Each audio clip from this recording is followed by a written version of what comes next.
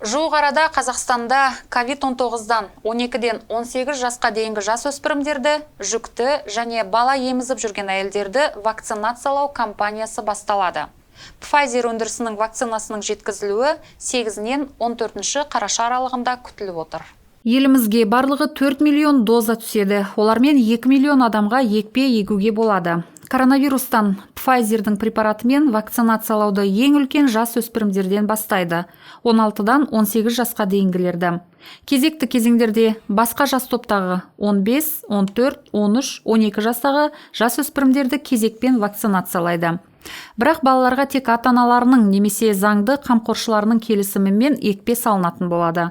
Қаланың бас педиатры Виктория Новикова алдағы вакцинациямен осы кезде Риддерде өтіп жатқан дайындық жұмысы туралы айтып берді. Я сегодня хотела бы огласить некоторую информацию.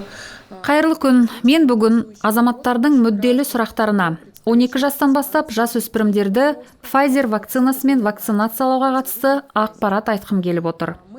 Қазіргі таңда біз вакцинаның жеткізілуін күтіп отырмыз. Әзірше вакцина қалада жоқ.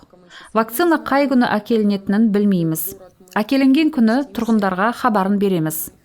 Мен вакцина қоюға қатысты еріктілік жайлы сауалына тоқтағым келеді. Өте көп сұрақтар туындауда. Ата-аналар екпені мектепке келіп қояды, немесе басқа жерде қояды деп алаңдауда. Бірден жауап берейін. Мұндай жағдай болмайды. Қазіргі таңда ата-анасы өз еркімен вакцина салдырғысы келетін балалардың тізімін жасап жатырмыз. Бұл ақпаратты біз мектептерден сұрадық. Өйткені мектептердің медициналық қызметкерлері арқылы білу бізге жеңілдеу.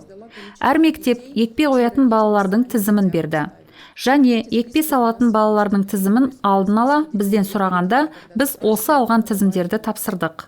Бірде-бір балаға оның және ата-анасының келісімінсіз ешбір екпе қойылмайды. Сондықтан вакцинация алдында әр баланың ата-анасын шақырады, әңгіме жүргізеді, ата-аналар келісетін болса, жазбаша ақпараттық келісімін жазады. Тек содан кейін вакцинация жасалады. Жуықта біреулер алдын ала екпеден бас тартатыны туралы жазатыны жайлы сөз жүрді.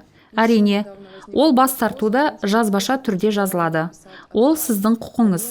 Барлығы екпе формасына салынады, учаске осы форманы көреді және баланы екпе алуға жоспарламайды. Өйткені оның ата-анасы қарсы. Тұрғындарға айтатыным және жеке уәде берейін. Ешбір балаға ата-анасының келісімінсіз вакцина салынбайды.